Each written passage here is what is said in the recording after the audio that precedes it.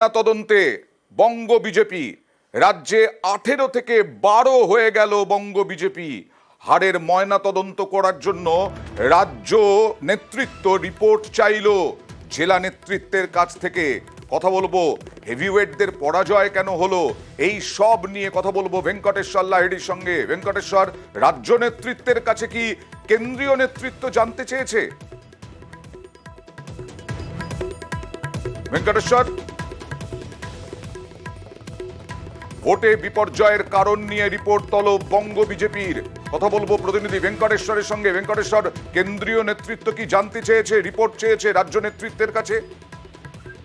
দেখো, কেন্দ্রীয় নেতৃত্ব বিজেপির এই যে অবস্থা তা নিয়ে তারা রীতিমতো ভুক্ত এবং হতাশ। সেই জায়গা দাঁড়িয়ে কেন্দ্রীয় নেতৃত্বের প্রশ্নের মুখে পড়েছে রাজ্য বিজেপি, এবং সেই পরিপ্রেক্ষিতেই বিজেপির যে 43টি যে সাংগঠনিক জেলা রয়েছে রাজ্যে, সেই সমস্ত সাংগঠনিক জেলার নেতৃত্বের কাছ থেকে রিপোর্ট তলব করা হয়েছে এই পরাজয়, অর্থাৎ যেভাবে বিপর্যয় হয়েছে। এবং তুমি জানো যে 19-এর ভোটে একেবারে 18 থেকে এবারে 12টায় নেমে এসেছে। পাশাপাশি গোটা যে 30টা আসনে যে বিপর্যয় হয়েছে বিজেপির, সেই সামগ্রিক বিষয় নিয়ে রিপোর্ট তলব করা হয়েছে। এবং আমরা যেটা বিজেপি সূত্রে জানতে পারছি, আগামী 7 দিনের মধ্যে রাজ্য নেতৃত্বের কাছ থেকে যে রিপোর্ট চাওয়া হয়েছে, সেই রিপোর্ট পূর্ণাঙ্গ রূপে তথ্য তলব হিসেবে করা হয়েছে। পাশাপাশি কেন্দ্রীয় নেতৃত্ব এই যে ভরাডুবি, একদম যেভাবে 35টি আসনে লক্ষ্যমাত্রা নিয়ে নেমে 12টি আটকে যাওয়া, এই বিষয়টাকে কিন্তু বিজেপির কেন্দ্রীয় নেতৃত্ব তারাও ভালোভাবে দিচ্ছে না। এবং সেখানে কেন এই ধরনের দলের বিপর্যয় হলো, সেই ব্যাপারে সামগ্রিকভাবে কেন্দ্রীয় নেতৃত্ব রাজ্য বিজেপির কাছে জানতে চেয়েছে, এমনটাই জানা যাচ্ছে। তার পরিপ্রেক্ষিতেই রাজ্য কমিটির পক্ষ থেকে সমস্ত রাজ্য যারা কেন্দ্রীয় বা জেলা নেতৃত্ব রয়েছেন, তাদের কাছ থেকে রিপোর্ট তলব করা হয়েছে এই হারের বিপর্যয়ের কারণ কি তা অনুসন্ধানে। একদম। আর শুধু 18 থেকে 12 হয়ে যাওয়া নয়, দিলীপ ঘোষ, নিশীথ প্রামাণিক, লকেট চট্টোপাধ্যায়, সুভাষ সরকার, স্বপন মজুমদার, হেভিওয়েট প্রার্থীরা সব হেরে গেলেন। অনেকেই বলছেন 19-এর ফলও ধরে রাখা গেল না কেন? এক কারণ নয়, কারণ একাধিক। দেখুন, আবার মমতা, আবার তৃণমূল। 24-এর ভোটে বাংলায় ফের সবুজ সুনামি। তৃণমূলের দাপটে ধরাশায়ী বিজেপি। 2019-এর লোকসভা ভোটে রাজ্যে 18টি আসন পায় বিজেপি। সেই নিরিখে 121টি বিধানসভা আসনে এগিয়েছিল তারা। তারপরেও কেনই বিপর্যয়? পর্যবেক্ষকদের একাংশের মতে পদ্মের পরাজয়ের কারণ এক নয়, একাধিক। 24-এর ভোটে যেন শুরু থেকেই ব্যাকফুটে ছিল বিজেপি। প্রথমত, সিট ঠিক করা। দিলীপ ঘোষ, দেবশ্রী চৌধুরী, সুরিন্দর সিং আলুওয়ালিয়া। 24-এ একের পর এক হেভিওয়েট সাংসদের কেন্দ্র বদল করেছে বিজেপি। 3জনই এবার হেরে গিয়েছেন তৃণমূলের প্রার্থীর কাছে। 19-এ মেদিনীপুর আসন থেকে যেতেন দিলীপ ঘোষ, এবার বর্ধমান দুর্গাপুর আসনে তিনি হারলেন। 19-এ রায়গঞ্জ আসন থেকে যেতেন দেবশ্রী চৌধুরী, এবার কলকাতা দক্ষিণে দাঁড় করানো হয়, সেখানে হারলেন। 2019-এ বর্ধমান দুর্গাপুর থেকে জিতে সাংসদ হন আলুওয়ালিয়া, কিন্তু এবার হারলেন আসানসোল কেন্দ্রে। 21-এর বিধানসভা ভোটে কোচবিহারের শীতলকুচিতে গুলিতে 5 জন প্রাণ হারান। সেই সময় এসপি ছিলেন দেবাশিস ধর, তাকেই এবার বীরভূমে প্রার্থী করে বিজেপি। এ নিয়ে প্রথম থেকেই তৃণমূল সুর চড়ায়। সেই দেবাশিস ধরের প্রার্থীপদ বাতিল করে দেয় নির্বাচন কমিশন। শেষ মুহূর্তে বীরভূমে প্রার্থী বদল করে বিজেপি। ভোটে লড়েন দেবতনু ভট্টাচার্য। সেই দেবতনু এদিন হেরেছেন তৃণমূল প্রার্থীর কাছে। এছাড়াও 19-এ জেতা অনেকগুলো আসনে 24-এ হারল বিজেপি। 19-এর লোকসভা ভোটে 18 আসনে যেতে বিজেপি, পরে উপনির্বাচনে আসানসোলে জয়ী হয় তৃণমূল। বাকি 17টি আসনের মধ্যে একের পর এক হেভিওয়েট পদ্মপ্রার্থী এবার হেরেছেন। এমনকি উত্তরবঙ্গেও হারতে হয়েছে। কোচবিহারে হেরেছেন কেন্দ্রীয় স্বরাষ্ট্র প্রতিমন্ত্রী নিশীথ প্রামাণিক। আমরা উত্তরবঙ্গেও ওদের নাকি হোম মিনিস্টার সকল, তার মেরুদণ্ড মানুষ ভেঙে দিয়েছে। বাঁকুড়ায় হেরেছেন আরেক কেন্দ্রীয় মন্ত্রী সুভাষ সরকার। রাজনীতিতে আনকোড়া রচনার কাছে হুগলিতে হেরেছেন বিজেপির লকেট। বারাকপুরে হারলেন অর্জুন সিং। অন্যদিকে তৃণমূলের হাতে থাকা কাঁথি ও তমলুক গেল এবার বিজেপির ঝুলিতে। তমলুকে আপনারা দেখেছেন ওটা ইলেকশন নয়, যা করেছিল নন্দীগ্রামে আমার সময়, ওখানেও টোটালটা রিক করেছে। তাতেও যে ভোটে জিতেছে, রিকাউন্টিং হলে, ভিভিপ্যাট কাউন্টিং হলে প্রমাণ হয়ে যাবে ওটাতেও হেরেছে। সব মিলিয়ে বঙ্গে বিজেপি আবার ধরাশায়ী। নিউজ 18 বাংলা।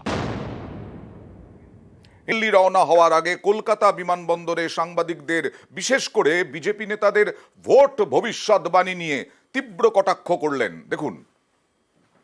बीजेपी का जितना भी भविष्यवाणी है, मैं हर एक बीजेपी का सेंट्रल लीडरशिप को हाथ जोड़ के अनुरोध करूंगा कि भाई बंगाल के हर एक चुनाव में ऐसे प्रेडिक्शंस अब करते रहिए।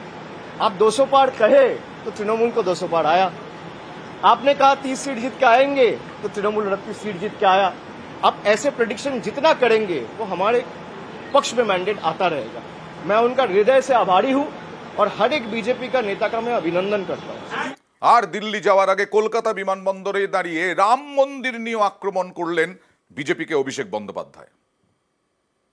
जिस राम मंदिर को आप पोल एजेंडा बना के कश्मीर से लेके कन्याकुमारी तक हर एक आदमी के पास गए कि भाई राम मंदिर ने हमने बनाया और राम का प्रतिष्ठा बीजेपी ने किया। भाई भगवान का प्रतिष्ठा एक इंसान कैसे कर सकता है? मेरे में क्षमता है कि मैं भगवान का प्रतिष्ठा करूं। ये यही दिखाता है कि जहां पे उन्होंने राम मंदिर प्रतिष्ठा किया उसी लोकसभा क्षेत्र से बीजेपी की हार हुई। मैं तो इतना ही कहूंगा, प्रभु राम आया तो इंसाफ आया। আর জগদীশ চন্দ্র বসুনিয়াকে দেখিয়েছিলাম কোচবিহারে, তিনি পুজো দিলেন। আর আজকে শতাব্দী রায়, তিনি পুজো দিলেন তারাপীঠে। শতাব্দী রায় বীরভূমে জয়লাভ করেছেন এবং দেবতনু ভট্টাচার্যকে হারিয়েছেন। সেই শতাব্দী রায় তারাপীঠে পুজো দিলেন।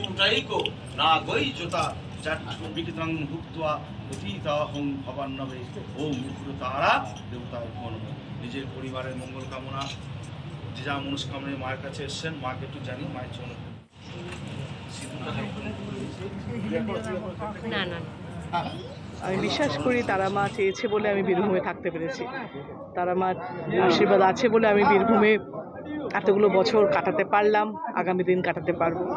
প্রত্যেকটা কর্মী এত পরিশ্রম করেছে বা তাদেরকে, এবং বীরভূমের মানুষ এত বছর সাথ দিয়েছে, এত বছর ভালোবাসা দিয়েছে। এবং আমি সবসময় তোমাদের বলতাম 2009 থেকে যে ভালোবাসা একই রয়েছে এখনও, সেটা প্রমাণ হলো যে বীরভূমের মানুষ একইভাবে ভালোবাসছে এবং বীরভূমের মানুষের কাছে আমি আবারও নতুন করে কৃতজ্ঞতা জানাচ্ছি।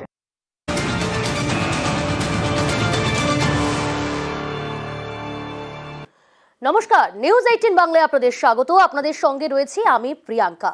সম্ভবত 8ই জুন প্রধানমন্ত্রী নরেন্দ্র মোদী হিসেবে শপথ নিতে চলেছেন। শনিবারই শপথ নিতে পারেন নরেন্দ্র মোদী। আমাদের সঙ্গে রয়েছে আমাদের প্রতিনিধি মৈত্রেয়ী। মৈত্রেয়ী, তোমার কাছ থেকে বিস্তারিত জানতে চাইবো, 8ই জুন সম্ভবত শপথ নিতে পারেন নরেন্দ্র দামোদর দাস মোদী।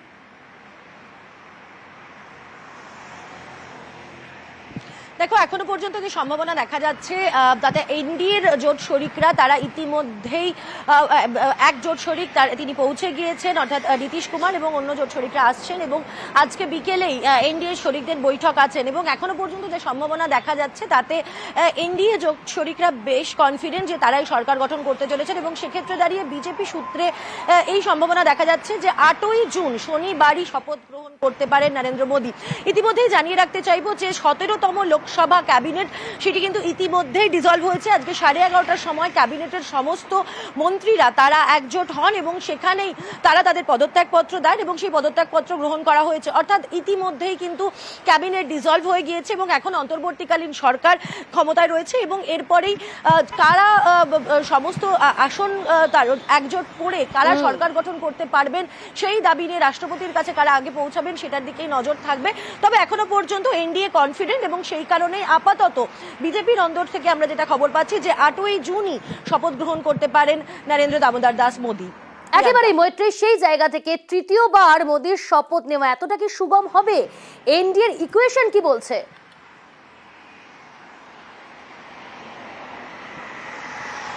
দেখো প্রিয়াঙ্কা, এনডিএর ইকুয়েশন এখনো পর্যন্ত কিন্তু একটু জটিল রয়েছে। তবে খুব এখনো পর্যন্ত যদি সংখ্যা দত্তের বিচারে দেখা যায় 292টি আসন পেয়েছে এনডিএ, তারা অ্যাবসলিউট মেজরিটি তারা ক্রস করে গিয়েছেন। কিন্তু বিষয় হলো যে তাদের দুজন জোট শরিক চন্দ্রবাবু নাইডু এবং নীতিশ কুমার, তাদের দুজনের হাতে রয়েছে 28টি আসন। এই 28টি আসন কিন্তু অত্যন্ত ক্রুশিয়াল হতে চলেছে। যদিও ইতিমধ্যেই চন্দ্রবাবু নাইডু তিনি বলে দিয়েছেন, তিনি সাংবাদিক সম্মেলনে পরিষ্কার করে দিয়েছেন যে তারা সঙ্গে থাকছেন, তারা এনডিএর সঙ্গেই থাকবেন, তিনি বিজেপির সঙ্গে থাকবেন এবং সরকার গঠনে তিনি সমর্থন জানাবেন। জেডিইউর স্পোক্সপারসন, দিল্লির যিনি স্পোক্সপারসন, তিনি কিছুক্ষণ আগেই সংবাদ সংস্থাকে তিনি জানিয়েছেন যে নরেন্দ্র মোদীকে প্রধানমন্ত্রী হিসেবে তারা সমর্থন করবেন এবং এনডিএ থেকে বেরোনোর কোনো প্রশ্নই নেই নীতিশ কুমারের। মৈত্রেয়ী, তুমি আমাদের সঙ্গে থাকো।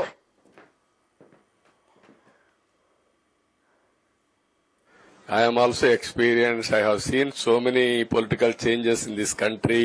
We are in NDA. I am going for NDA meeting. In course of time, anything we'll report it. অর্থাৎ মৈত্রেয়ী, তুমি যেমনটা বলছিলে আজকে বিকেলে এনডিএর এই বৈঠক অত্যন্ত তাৎপর্যপূর্ণ, অত্যন্ত গুরুত্বপূর্ণ এবং এই বৈঠকে চন্দ্রবাবু নাইডু এবং নীতিশ কুমার তাদের ওজন তারা কিভাবে ধরে রাখে, কতটা বাড়িয়ে নিয়ে যেতে পারে সেদিকেও কিন্তু অবশ্য নজর রয়েছে।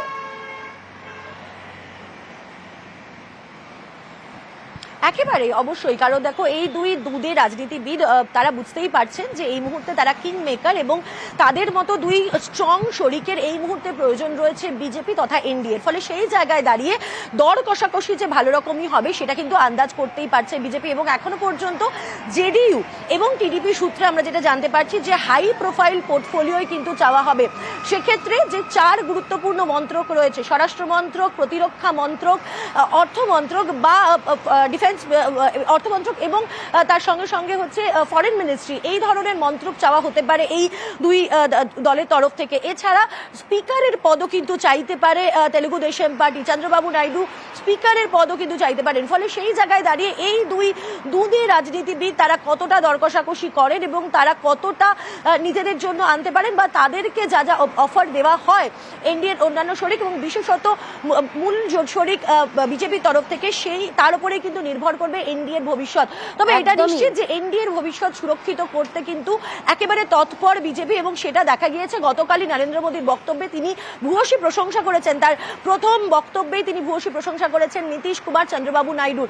ফলে এবং তাদের তরফ থেকে যে যোগাযোগ রাখা হচ্ছে বিভিন্ন যারা ইন্ডিপেন্ডেন্ট যে সমস্ত ক্যান্ডিডেটরা যারা জয়ী হয়েছেন তাদের সঙ্গেও, ফলে একটা ব্যাকআপ রাস্তাও তারা কিন্তু খোলা রাখছেন। প্রিয়াঙ্কা, একেবারে জটিল অঙ্ক হলেও এই অঙ্কের সমাধান কত তাড়াতাড়ি ঘটবে এবং এই এনডিএ তাদের ভূমিকা এবং তারা বিকল্প কোনো পথ ভাবছে কিনা সব দিকটাই আমাদের নজর থাকবে। এবং পাশাপাশি চন্দ্রবাবু নাইডু, নীতিশ কুমার তারা তাদের ওজন কতটা বাড়িয়ে রাখছে, কি পাচ্ছে, কোন দপ্তর নিচ্ছে, কোন ক্যাবিনেটের তারা জায়গা করে নিচ্ছে সেদিকেও কিন্তু আমাদের নজর থাকবে।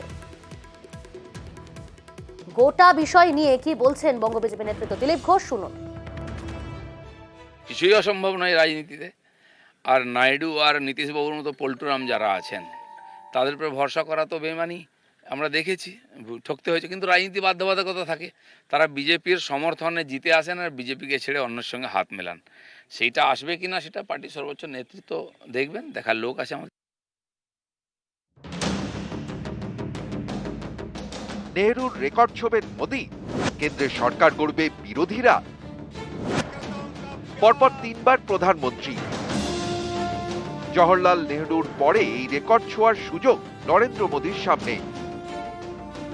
যদিও এবার তিনি ম্যাজিক ফিগার ছুঁতে পারেননি, তার আব কি বার 400 পারের স্লোগানও জোর ধাক্কা খেয়েছে, এনডিএ 300 টপকাতে পারেনি। আমি খুশি মোদিজি সিঙ্গেল লার্জেস্ট মেজরিটি পায়নি, উনি ক্রেডিবিলিটি লস করেছেন, ওনার ইমিডিয়েট প্রধানমন্ত্রী থেকে রেজিগনেশন দেওয়া উচিত। দিল্লিতে এবার তাহলে কার সরকার, এ নিয়ে জোর অঙ্ক কষা চলছে। উঠে আসছে নানা সম্ভাবনার কথা। সম্ভাবনা 1, কেন্দ্রে ফের এনডিএ সরকার গড়ল, প্রধানমন্ত্রী হলেন নরেন্দ্র মোদী। 6 दशक बाद किसी गठबंधन को, एनडीए को लगातार तीसरी बार देश की सेवा करने का अवसर दिया। কারণ উনি বলেছিলেন ইসবার 400 পার, আমি বলেছিলাম পগার পার।